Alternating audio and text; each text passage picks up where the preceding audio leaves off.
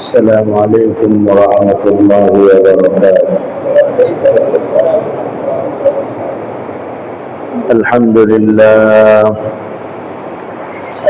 لله نحمده ونستعينه ونستغفره ونؤمن به ونتوكل عليه ونعوذ بالله من شرور أنفسنا ومن سيئات أعمالنا. من يهده الله فلا مضل له ومن يضلله فلا هادي له، ونشهد أن لا إله إلا الله وحده لا شريك له، ونشهد أن سيدنا ونبينا ومولانا محمدا عبده ورسوله صلى الله تعالى عليه وعلى آله وأصحابه وبارك وسلم تسليما كثيرا كثيرا. أما بعد فأعوذ بالله من الشيطان الرجيم. بسم الله الرحمن الرحيم. فإذا قضيت الصلاة فانتشروا في الأرض وابتغوا من فضل الله واذكروا الله كثيرا لعلكم تفلحون. آمنت بالله صدق الله مولانا العظيم وصدق رسوله النبي الأمي الكريم، ونحن على ذلك لمن الشاهدين والشاكرين، والحمد لله رب العالمين. سبحانك لا علم لنا إلا ما علمتنا إنك أنت العليم الحكيم. اللهم صل على محمد وعلى آل محمد كما صليت على إبراهيم وعلى آل إبراهيم إنك حميد مجيد. اللهم بارك على محمد وعلى آل محمد كما باركت على إبراهيم وعلى آل إبراهيم إنك حميد مجيد. محترم ইমানি দিনী ভাইরা, আল্লাহ রাব্বুল আলামিনের দরবারে অসংখ্য অগণিত শুকর যিনি আমাদেরকে জুমার নামাজ আদায় করার জন্য মসজিদে আসার তৌফিক দান করেছেন। শুকর আদায় করি আলহামদুলিল্লাহ। ইমানি ভাইরা, আলোচনা চলছিল ইসলামিক অর্থনীতি সম্পর্কে, কামাই রোজগার আয় উপার্জন সম্পর্কে। শরীয়তে কামাই রোজগার করাকে ফরজ ইবাদতের পরের ফরজ বলা হয়েছে। আরেক হাদিসের মধ্যে আছে প্রত্যেক মুসলমানের জন্য হালাল উপার্জন করা ওয়াজিব। হালাল উপার্জনের কোন পথ অবলম্বন করাকে আল্লাহ রাসূল সাল্লাল্লাহু আলাইহি ওয়াসাল্লাম আল্লাহর রাস্তা হিসেবে সাব্যস্ত করেছেন। যে ব্যক্তি হালাল উপার্জনের যে কোনো পথ অবলম্বন করবে সে যেন আল্লাহর রাস্তায় আছে। তো হালাল উপার্জন করা এক হাদিসের ভাষ্য মোতাবেক ফরজ ইবাদতের পরের ফরজ, আর এক হাদিসের ভাষ্য মোতাবেক প্রত্যেক মুসলমানের উপর ওয়াজিব, এবং এই উপার্জনের যে কোনো পথ অবলম্বন করা আল্লাহর রাস্তায় বের হওয়ার সমতুল্য। এজন্য উপার্জনের পথ প্রত্যেক মুসলমানের জন্য চেষ্টা ফিকির করা জরুরি, যেন উপার্জনহীনতার কারণে লাঞ্ছিত হতে না হয় এবং মানুষের কাছে ভিক্ষা করতে না হয়। মুসলমানের জীবন সুন্দর হোক, সামাজিক জীবনে সে উন্নত হোক এবং সমাজের সম্মানের সাথে জীবন যাপন করুক, সেই দৃষ্টিকোণ থেকে একদিকে যেমন দিনদারি দরকার, অপরদিকে অর্থনৈতিক স্বাবলম্বী হওয়া দরকার। শরীয়ত সে বিষয়টাকেও যথেষ্ট পরিমাণে গুরুত্ব দিয়েছে। এখন যে গুরুত্ব দিবে সে অবশ্যই লাভবান হবে, যে গুরুত্ব দিবে না সে ক্ষতিগ্রস্ত হবে।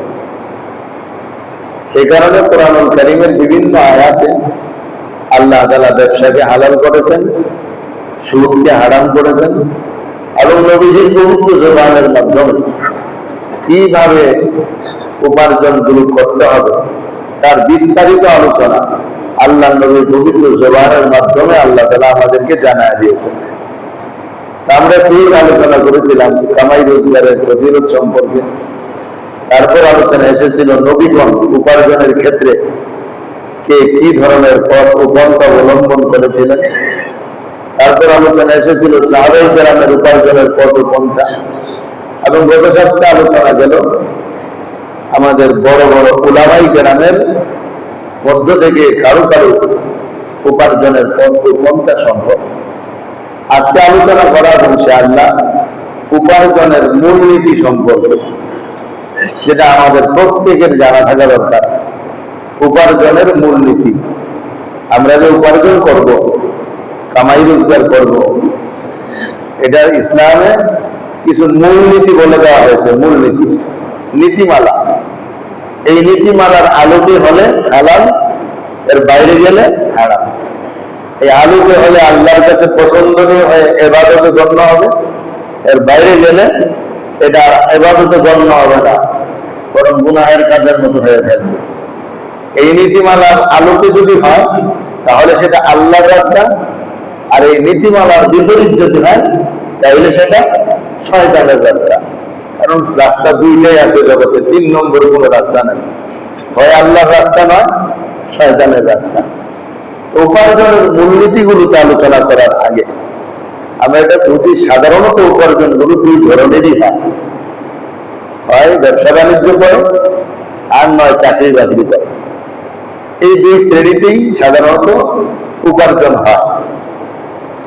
তো উপার্জনের ক্ষেত্রে যারা ব্যবসা করে তাদেরকে আমরা বলি ব্যবসায়ী, আরবিতে বলি তাজের, বাংলা আমরা বলি ব্যবসায়ী। তো এই যে ব্যবসায়ী শব্দটা বা তাজিরুন শব্দটা, এটা একটা সম্মানিত শব্দ। আগে ব্যবসায়ীদেরকে বলা হতো সামাসিরা। সামাসিরা শুনতেও কেমন শোনা যায়, আর এটার অর্থ হলো দালাল, যে দালালি করে। তো সামাসিরা বলা হতো। এক সাহাবী বর্ণনা করেন, হযরত কায়েস ইবনে আবি গারজা সাহাবীর নাম, কায়েস ইবনে আবি গারজা রাদিয়াল্লাহু তাআলা বর্ণনা করেন, আল্লাহর নবীর যুগে ব্যবসায়ীদেরকে সামাসিরা বলে ডাকা হতো। কিন্তু ব্যতিক্রম একদিন নবীজি সাল্লাল্লাহু আলাইহি ওয়াসাল্লাম একাধিক ব্যবসায়ীকে একদিন সম্বোধন করলেন, কি বলে? ইয়া মাশারাত তুজ্জার, ইয়া মাশারাত তুজ্জার, হে ব্যবসায়ীদের দল, হে ব্যবসায়ীদের কাফেলা। নবীজি তুজ্জার বলে সম্বোধন করলেন, যেটা হলো তাজিরুনের বহুবচন, তুজ্জার। এখান থেকেই সবাই ব্যবসায়ীদেরকে তাজির বলতে আরম্ভ করলো। এখন শাব্দিক শব্দের বিবেচনায় সামাসিরের তুলনায় তাজিরুন শব্দটা অনেক সম্মানিত শব্দ এবং ওটার তুলনায় এটার মর্যাদা অনেক বেশি। তো এই যে ব্যবসায়ীদেরকে সম্মানের এক শব্দ দিলেন মুহাম্মদ রাসূলুল্লাহ সাল্লাল্লাহু আলাইহি ওয়াসাল্লাম,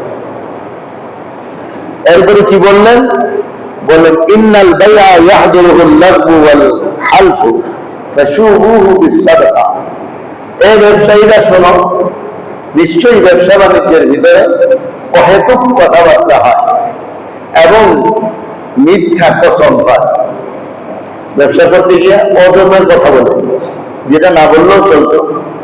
দেখেন না আমাদের ব্যবসায়ীরা কত ধরনের কথা বলতেই থাকে, কাস্টমার থাকলেও বলে, না থাকলেও বলে, সারাদিন বলতেই থাকে। তো অহেতুক কথাবার্তা। ব্যবসার মধ্যে অহেতুক কথাবার্তা হয়, আবার কসম হয়, কথায় কথায় কসম খাটে। তখন নবীজি বললেন, তোমাদের এই দুইটা দোষ আছে। একটা দোষ হলো অহেতুক কথা বলতে থাকো, 2 নম্বরের দোষ হলো কথায় কথায় কসম করতে থাকো। তবে এই 2 দোষ থেকে যদি বাঁচতে চাও, তাইলে তোমাদের জন্য একটা আমল, সেটা হলো ফাশুহু বিসসাদাকা। তোমরা এর সাথে সাদাকাকেও মিলায় নাও।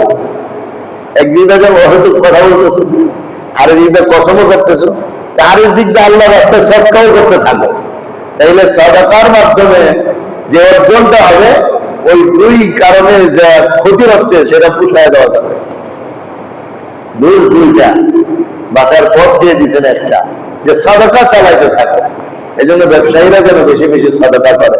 তাদের এই সাদাকা তাদের অহেতুক কথাবার্তার কাফারা, এবং কারণে অকারণে যে কসমগুলো মুখ দিয়ে বেরিয়ে যায়, সে সমস্ত কসমেরও কাফারা হয়ে যায়। কিন্তু কসম 2 প্রকার। একটা কসম হল ইচ্ছা করে,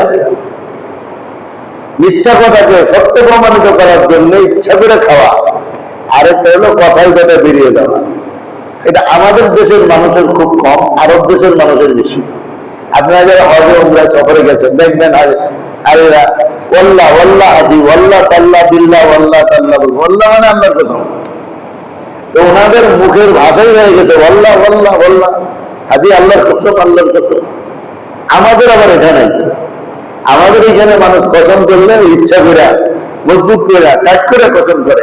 এই জন্য আমাদের কসমটা অহেতুক হয় না, আমাদের কসমটা ইচ্ছা করে মজবুত করার কসম হয়। সেহেতু আমাদের জন্য এই সাদাকা কাফারা হবে না। আমাদের জন্য কাফারার জন্য 3টা রোজা লাগবে। কয়টা রোজা রাখা লাগবে? কেউ যদি মিথ্যা কসম করে, এই কসম ভাঙতে হবে এবং তাকে কাফারা ছিল 3টা রোজা রাখতে হবে। কোরআনুল কারীমে আল্লাহ তাআলা বলে রাখছেন। তাহলে ব্যবসায়ীদের নাম, ব্যবসায়ী এই নামটা কে রেখেছেন? মুহাম্মদুর রাসূলুল্লাহ সাল্লাল্লাহু আলাইহি ওয়াসাল্লাম। আল্লাহ নবী সাল্লাল্লাহু আলাইহি ওয়াসাল্লাম ব্যবসার জন্য যে কেউ আসতো, নবীজি তাকে ব্যবসার জন্য বিদায় জানানোর সময় বলতেন 2 রাকাত নামাজ পড়ে যাও। যেমন একজন সাহাবী আসছেন, فقال يا رسول الله إني أريد أن أخرج إلى البحرين। আমি বাহরাইন যেতে চাই। কেন? ফি তিজারা, ব্যবসার উদ্দেশ্যে। فقال صل ركعتين। নবীজি বললেন 2 রাকাত নামাজ পড়ে তারপরে যাও। এটা একটা নিয়ম, ইসলামের একটা সুন্দর বিধান। সফর করার শুরুতে 2 রাকাত নামাজ পড়ে তারপরে সফর করা। 2 রাকাত নামাজ পড়ে আল্লাহর কাছে দোয়া করে তারপরে সফর শুরু করা। কিন্তু আমরাও তো এই পর্যন্ত জীবনের কত সফর করছি। ব্যবসার সফর, বাড়িতে যাওয়ার সফর, বিভিন্ন জায়গায় ঘুরতে যাওয়ার সফর। কিন্তু আমাদের জীবনে এই সুন্নতটা কি আদায় হয়েছে? 2 রাকাত নামাজ পড়ে তারপরে করা। তাহলে এখন নিয়ত করা যায় কিনা যে সামনের থেকে যে কোনো সফর ইনশাআল্লাহ 2 রাকাত নামাজ পড়ে আল্লাহর কাছে দোয়া করে তারপরে বের হবে।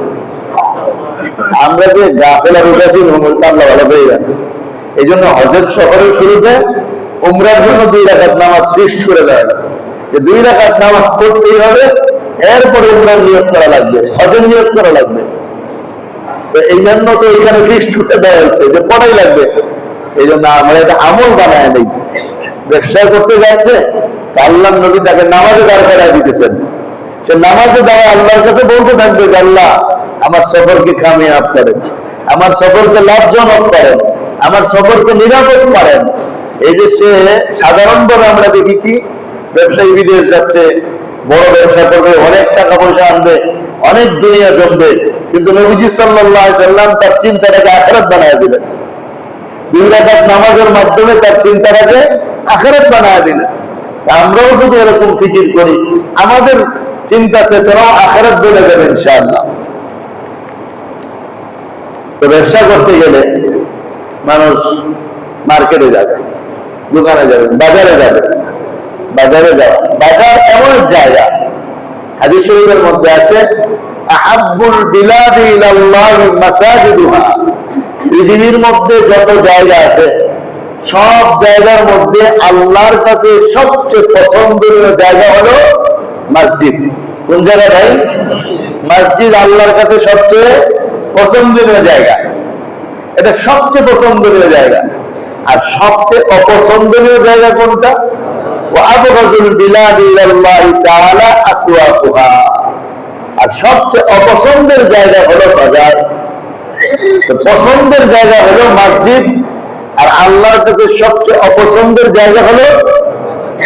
এখন আমাদের বিচরণ সবচেয়ে বেশি হয় কোথায়? বাজারে। গ্রামগঞ্জের মানুষ এসে দোকানে বসছে তো বসছেই, 2 ঘন্টা 3 ঘন্টা চার দোকানে টেলিভিশন চলতে থাকে, একটু পরে পরে চা বিস্কুট পানি, বিশাল বসা চলবে।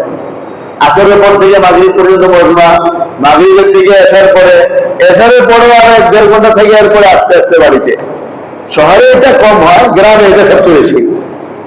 শহরে এটা কম হয়, গ্রামে এটা সবচেয়ে বেশি। তো বাজারটাকেই গ্রামের মধ্যে একটা মিলন কেন্দ্র, মিলন মালা বানায়, ওটার মধ্যে মানুষ সবচেয়ে বেশি সময় দিতেছে।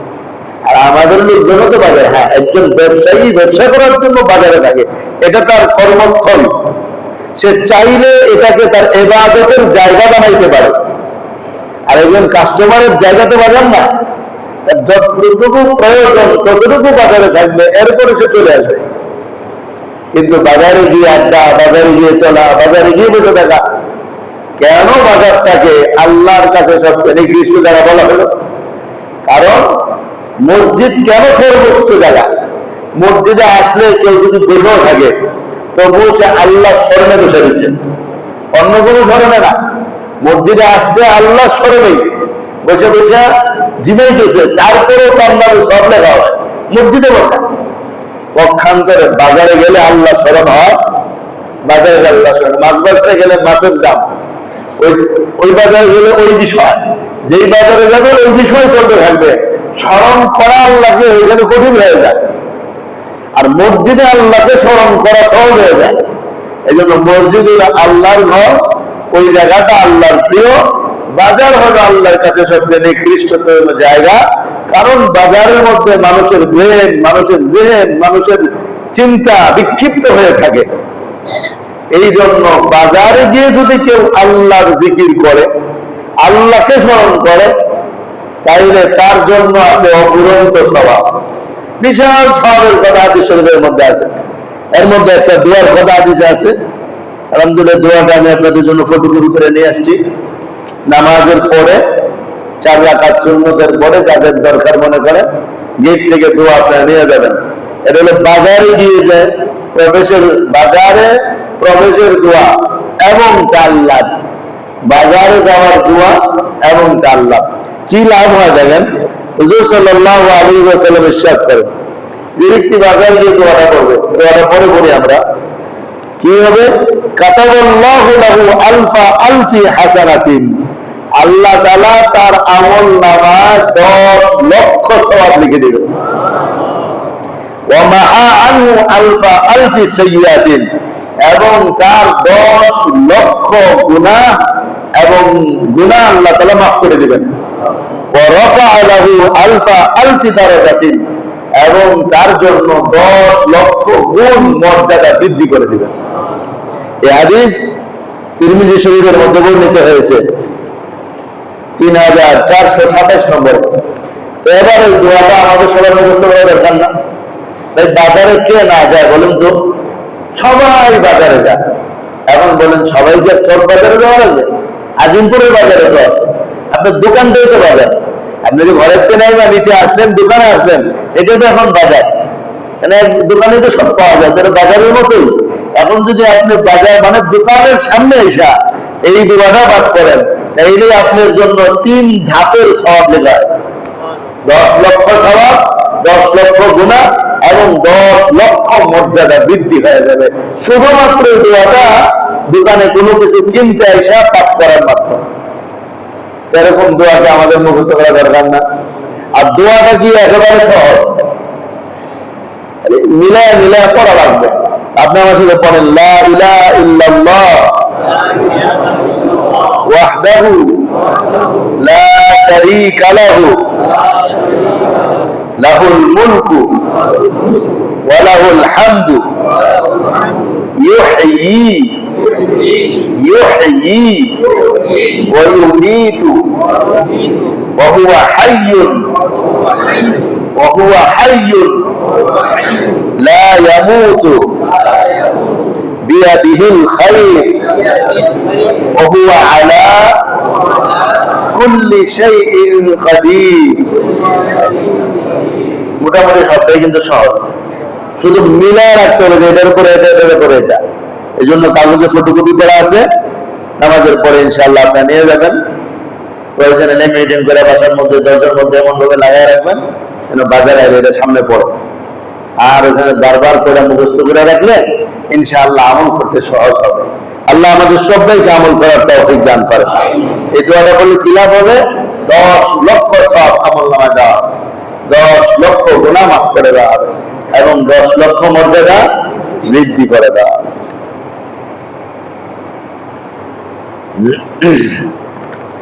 বাজারে গিয়া মানুষ অন্যমনস্ক হয়ে যায়। বাজারে গিয়ে যদি কেউ নিজে নিজেও জিকির করে, তাসবিহ পাঠ করতে থাকলো, জিকির করতে থাকলো, একটু উচ্চ আওয়াজে জিকির করলো, আশেপাশের মানুষের শোনায় জিকির করলো, দুজনে মিলা চারজনে মিলা আল্লাহকে স্মরণ করলো, এটার যে কত লাভ।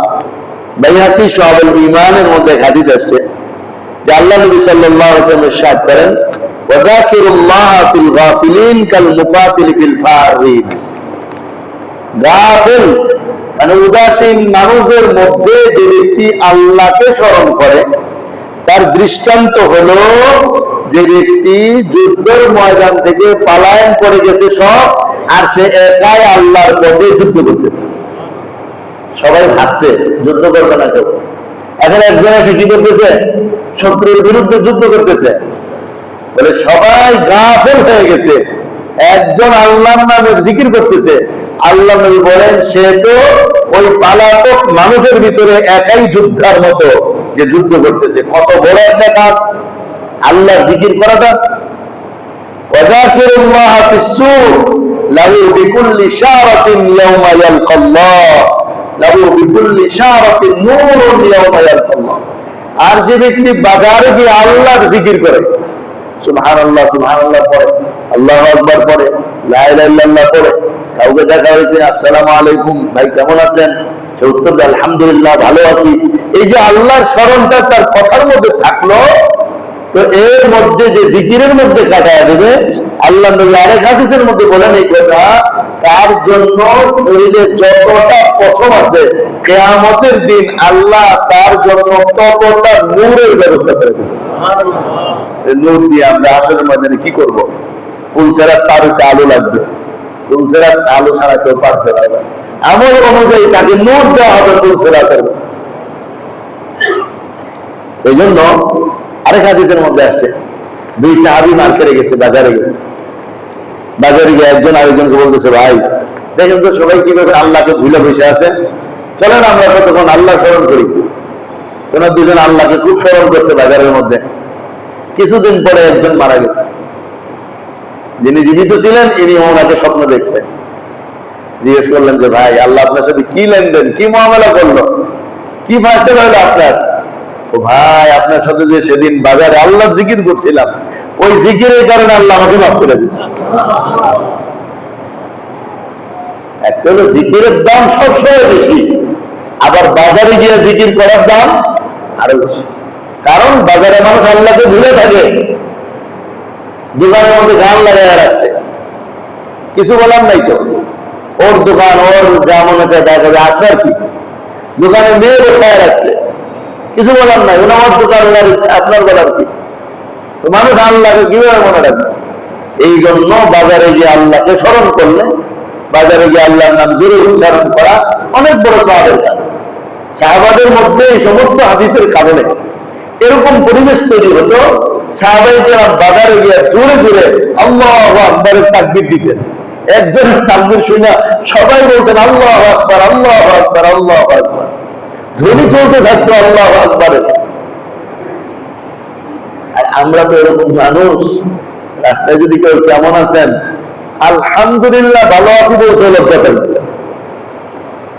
ভালো আছি হাসি মুগ্ধ বলতে আমাদের কষ্ট হয় না, কিন্তু আলহামদুলিল্লাহ ভালো আছি এটা বলতে আমাদের লজ্জা হয় না। ভাই মুসলমান এরকম হওয়া উচিত না। চলেন না আমরা আমাদের জীবনটাকে চেঞ্জ করি, পরিবর্তন করি, আমাদের কথাবার্তাকে পরিবর্তন করে নেই। আমরা যেন কথায় কথা আলহামদুলিল্লাহ বলতে পারি, আমরা যেন কথায় কথায় মাশাআল্লাহ বলতে পারি, আমরা যেন যে কোনো দুর্ঘটনা ইন্নালিল্লাহ আগে বলতে পারি, আমরা যেন আল্লাহু আকবার বলতে পারি, এগুলো যেন আমাদের মুখ দিয়ে বের হইতে থাকে।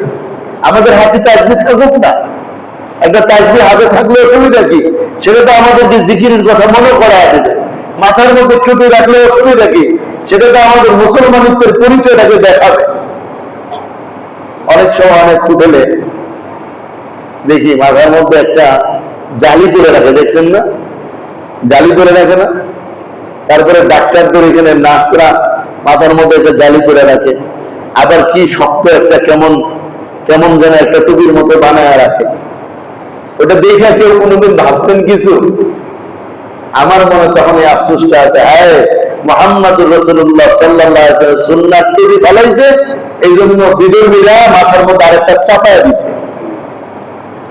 হোটেলের লোকটা যদি জালি পড়তে পারে, আমাদেরও তো জালি টুপি আছে, পড়েন না আপনি জালি টুপি, অসুবিধা কি? না টুপি পড়া যাবে না, এইটা পড়া যাবে, টুপিটা পড়া যাবে না। টুপির লোককে না আমাদের শত্রুতা নেওয়া, ওইটা পড়তেছে কিভাবে? ডাক্তার আর নার্সরা মাথার মধ্যে এত বড় একটা শক্ত কাগজের তৈরি কেপ বানায় রাখতেছে কিভাবে? আমাদের টুপির সাথে আমাদের এত শত্রুতা হচ্ছে কেন? না এটা তো হোটেলের ড্রেস, মুসলমানের কোনো ড্রেস নাই না, মুসলমানের কোনো ড্রেস নাই। হোটেলের ড্রেস মুসলমান পেরা হোটেলের বয় আর কর্মী সাজবে, কিন্তু আমাদের নবীজির কোন সুন্নাহ আমাদের নাই। আমার দোস্ত এক একটা সুন্নত ছাড়বো, এখানে আরেকটা শয়তানে আমাদের মাথায় ঢুকায় দেওয়া। যেখানেই সুন্নত বিরক্তি হবে সেখানে আরেকটা কিছু ঢুকে যাবে। ধরেন আল্লাহ নবীর সুন্নাহকে যদি আমরা নিতে পারি, অন্য কিছু আসবে না। আমার আপনার টুপি পড়তে ভালো লাগে না, কিন্তু ঠিকই আমার ড্রেসের অংশটা আমাকে পড়তে ভালো লাগে, পড়তে হবে। এটা না পড়লে হোটেলে চাকরি করে যাবে না। সারা পৃথিবীতে কি অবস্থা, কোনো না কোনো একটা কিছু মাথায় দিতে হবে। কেন মাথায় দিতে হবে? নবীজির সুন্নতটাই মাথায় দিতাম, সওয়াবে হইতো, মুসলমানিত্বের পরিচয়টাও প্রকাশ পাইতো। এখন তো কোনোটাই হইল না, না মুসলমানের পরিচয় প্রকাশ পাইল, আর না আমল নামায় যার্রা পরিমাণ কোনো সওয়াব লেখা। এই জন্য সুন্নাহকে আঁকড়ায় ধরতে হবে, সব কাজে সুন্নাহকে আঁকড়ায় ধরতে নেই। নেই ধর্ম না থাকলে অধর্ম হিসাবে ধরে বসে, যেখানে ধর্ম নাই সেখানে অধর্ম আমাকে ধরবে। আমাদের ধর্ম তো এত পূর্ণাঙ্গ ধর্ম, সব জায়গায় সব কিছু নির্দিষ্ট করা আছে, এবং সেটা উৎকৃষ্ট, এবং সেটা সম্মানের প্রতীক। জমিনও সম্মান, আসমানেও সম্মান। কিন্তু আমরা মুসলমান ভিখারি মার্কা মুসলমানের মতো, যে আমাদের জন্য কোনো ধর্মকর্ম নাই, যে যেটা মাথায় দেয় ওইটাই আমি মাথায় দেই। যে যে হাফ প্যান্ট পরা শিখা, আমাদের মুসলমান যুবকরা হাফ প্যান্ট পরে ঘুরে রাস্তার মতো, হাফ প্যান্ট পরে হোন্ডা চালাইতেছে, হাফ প্যান্ট পরে ঘুরতেছে, হাফ প্যান্ট পরে রাস্তাঘাটে হাঁটতেছে। কি মুসলমান হয়ে গেলাম আমরা! ফরজ তরফ করে আমরা এখন বিধর্মীদের স্টাইলকে নিজেদের আপন বানায় নিয়েছি। খুব মনে রাখবো, যেখানেই ধর্ম যাবে সেখানেই অধর্ম ঢুকবে, যেখান থেকে ইসলাম সরবে সেখান থেকে অ-ইসলাম আমাদের ভিতরে এসে ঢুকবে, যেখান থেকে সুন্নাহ ছুটবে সেখান থেকে আমাদের উপরে বিধর্মীয় বিজাতিদের অপসংস্কৃতি আমাদেরকে আক্রয় দেবে। এই জন্য প্রতিটা পদক্ষেপে সুন্নাহ কি আছে, আল্লাহ কোনটা পছন্দ করে, আল্লাহ রাসূল কোনটা পছন্দ করে, সেটা আমাকে নিতে হবে। আল্লাহ বুঝার তৌফিক দান করে। তো বাজারে যাওয়ার সম্পর্কে কয়েকটা দোয়া, একটা দোয়া এবং কয়েকটা সওয়াব শুনলাম। এটা হলো বাজারে যাওয়ার লাভ, দোয়া সম্পর্কে। এখন আমরা আসি মূল আলোচনা, সেটা হলো উপার্জনের মূলনীতি সম্পর্কে। যে কেউ হালাল যে কোনো পন্থা উপার্জন করতে পারে, ওই উপার্জনটা ইবাদত হয়ে যাবে যদি মূলনীতি অনুযায়ী হয়। আর যদি মূলনীতির সাথে সাংঘর্ষিক হয়, ওটা ইবাদত হবে না। এক নম্বরের মূলনীতি, সততার সাথে কর্ম পরিচালনা করতে হবে। কিসের সাথে ভাই? সততার সাথে। এক নম্বরের মূলনীতি যে কেউ তার হালাল কর্ম সততার সাথে পরিচালনা করবে, এটা আল্লাহর কাছে ইবাদতে গণ্য হবে। নবীজি ইরশাদ করেন, ফাইন সাদাকা ওয়া বাইয়িনা বুরিকা ফি বাইইহিমা।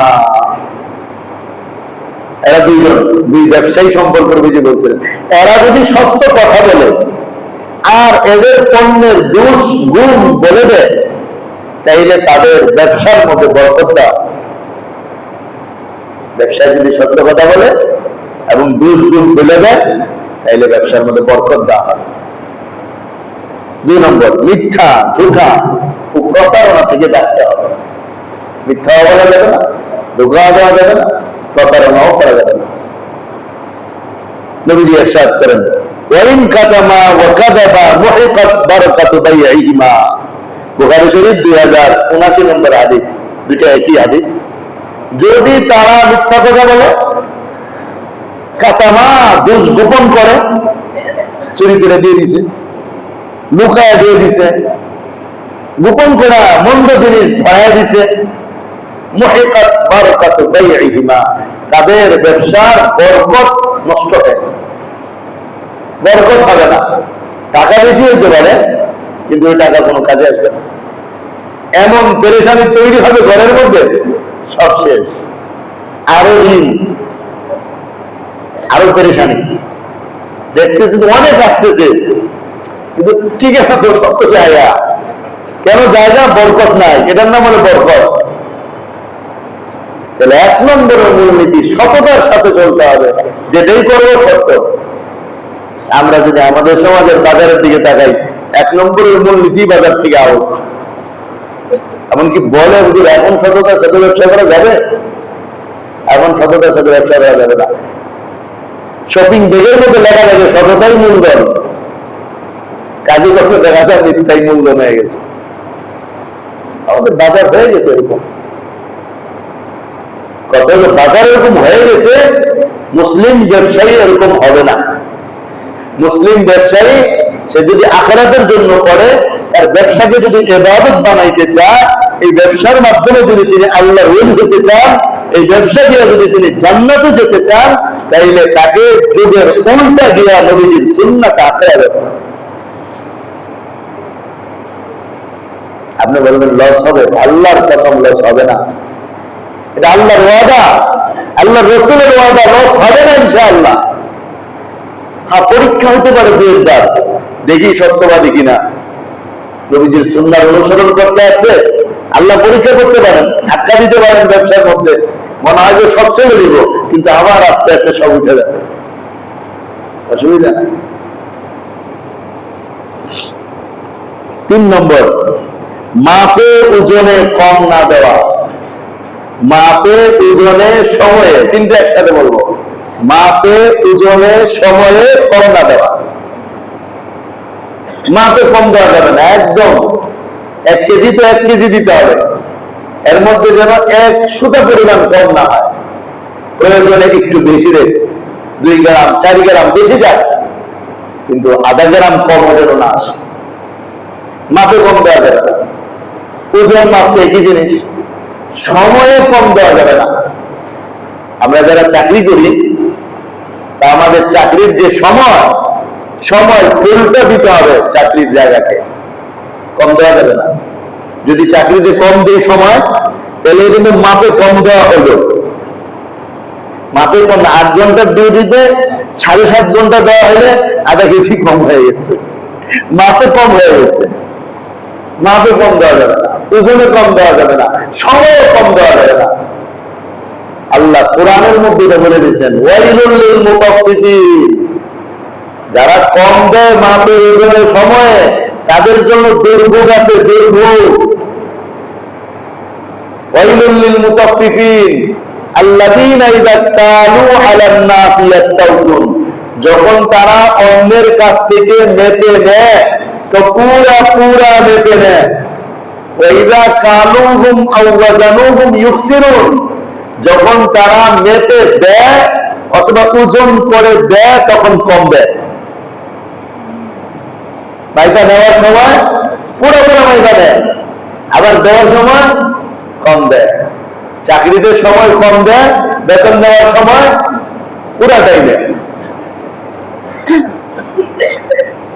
মাইকা নেওয়ার সময় কম দেয়, কিন্তু আবার আরেকখান থেকে মাইকা আনার সময় 50 কেজি বস্তার মধ্যে 2 কেজি বেশি থাকাই লাগবে।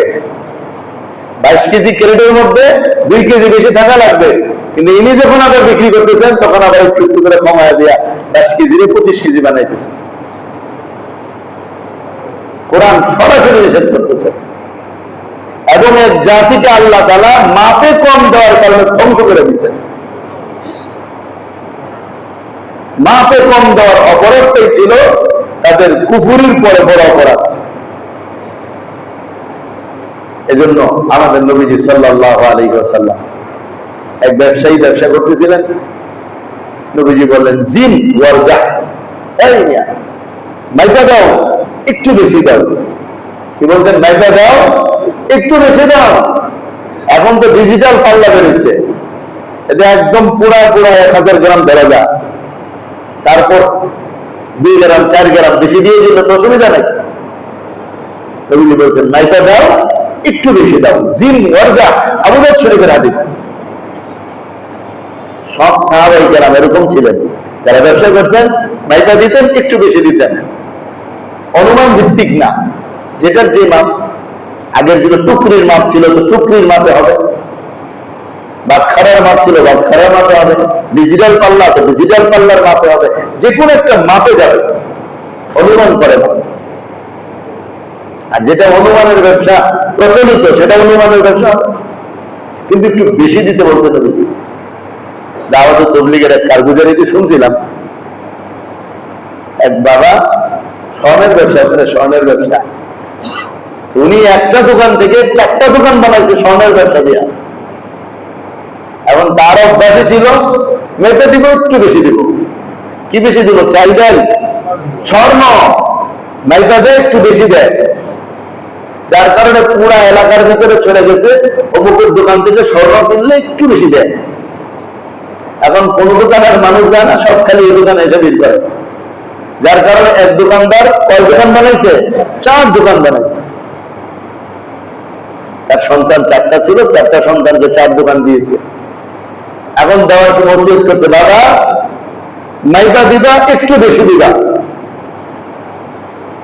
তো ছেলেরা বলছে, বাবা ইয়ে তো সোনা, এটা তো স্বর্ণ, মাইকা দিলে তো 1000 টাকা চলে যাবে বেশি দিতে গেলে। তো বাবা বলছে, বাবা ইদার রসুল কা ফরমান হয়, এদিকে তো আমার আল্লাহ রসুলের আদেশ, মাইকা দেয় একটু বেশি দেয়। স্বর্ণের দাম বেশি না, আল্লাহ নবীর আদেশের দাম বেশি। কার দাম বেশি ভাই? আল্লাহ নবীর আদেশের দাম বেশি।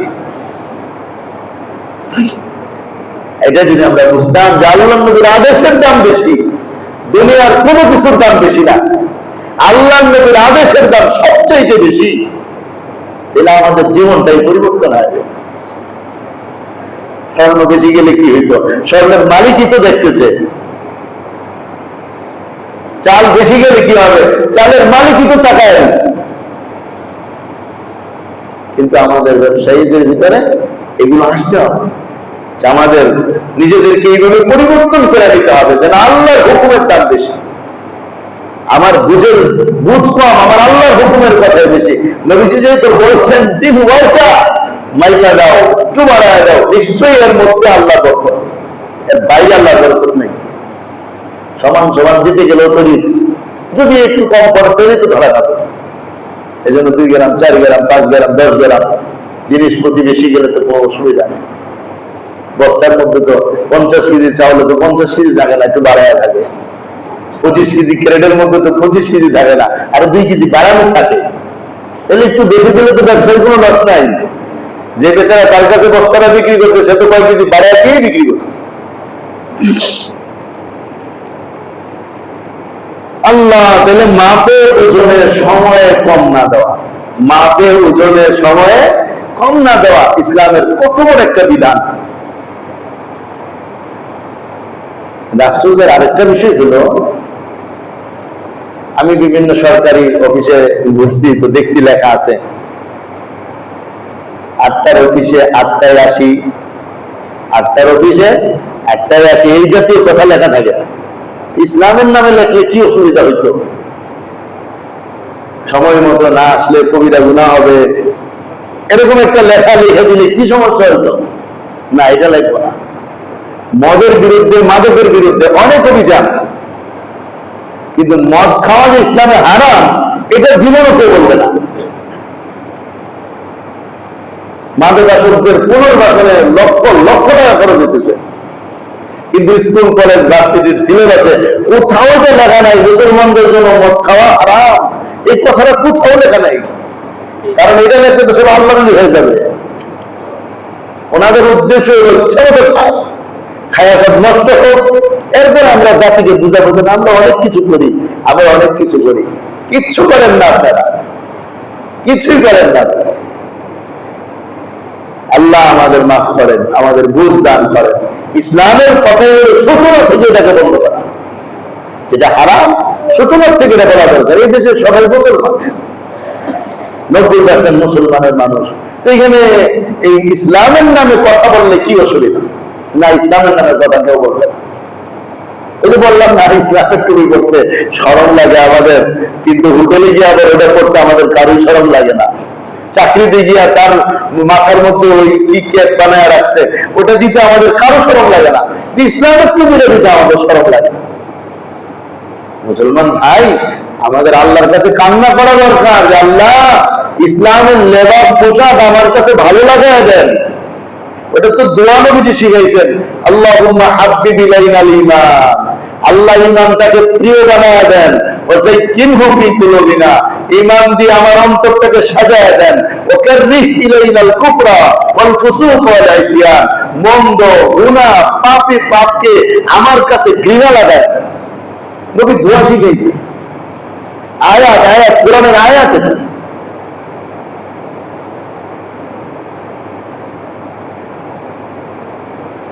আমার ভাই, আমার দোস্ত, মাপে বুঝনে সময় কম না দেওয়া। 4 নম্বরের মূলনীতি, মূল্য বৃদ্ধির জন্য স্টক না করা। স্টক ব্যবসা জায়েজ। এখন অনেক সম্পদ হইতেছে, ফসল হইতেছে, এগুলো যদি স্টক না করা হয় তো ব্যবসায়ীরা পেরেশান হয়ে যাবে। রাখবে কোথায় এরা?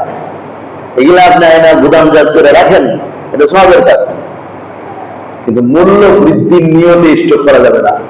যে আবার দুবাই গেছি গুনামে, মালের দাম বাড়ায় তারপরে বের করবো। বিদেশ থেকে 600 কার্গো মালামাল আসছে, বঙ্গোপসাগরের কোন দূরে নিয়ে ওগুলোকে নোংর করে রাখছে, দেশে ক্রাইসিস হোক তারপরে আনবো। তো হয় না এটা কিছুদিন আগে? এই যে মূল্য বৃদ্ধি করার নিয়তে স্টক করা কবিরা গুনাহ, এই নিয়তে সে ব্যবসা করে, ওর ব্যবসা এইভাবে ধরে না, ওর ব্যবসা হবে শয়তানের পথ। স্টক ব্যবসা জায়েজ, কিন্তু নিয়ত খারাপ।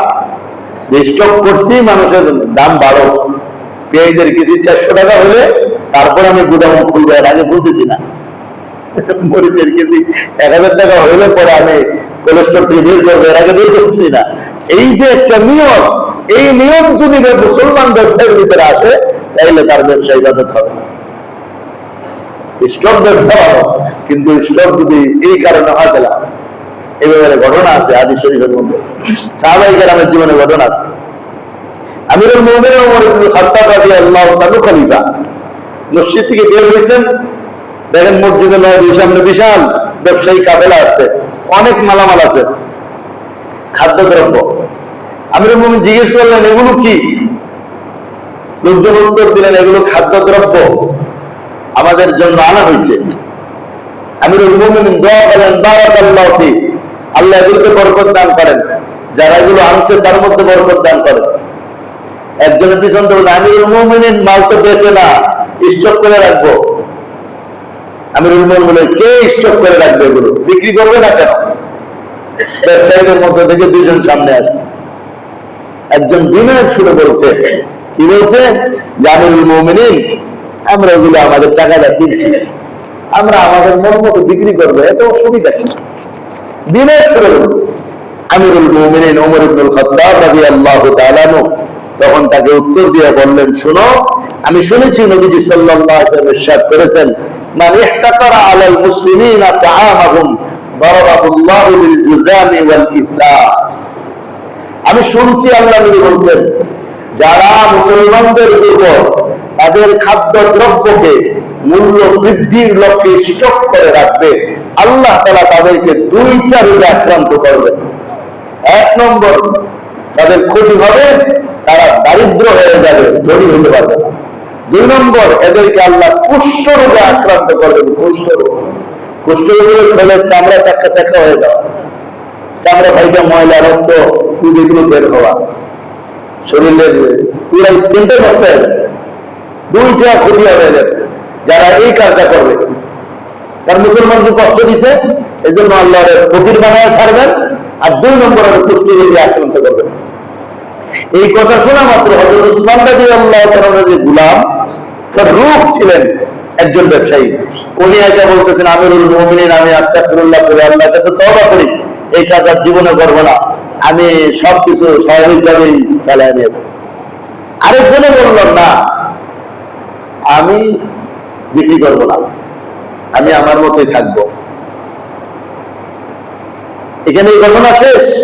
এই হাদিসের বর্ণনাকারী যিনি ছিলেন, সাহাবীদের এই ঘটনা যিনি বর্ণনা করলেন, হযরত ইয়াহইয়া, তিনি বলেন, আমি ওই লোকটাকে যে ওমরের সামনে বলছিল যে আমি আমার মতো করে বেচবো, আপনার কি, ওই লোকটাকে আমি আমার জীবনে দেখেছি, সে এক সময় একেবারে নিঃস্ব হয়ে গেছে এবং তার কুষ্ঠ রোগে সে আক্রান্ত হয়ে পড়ছে।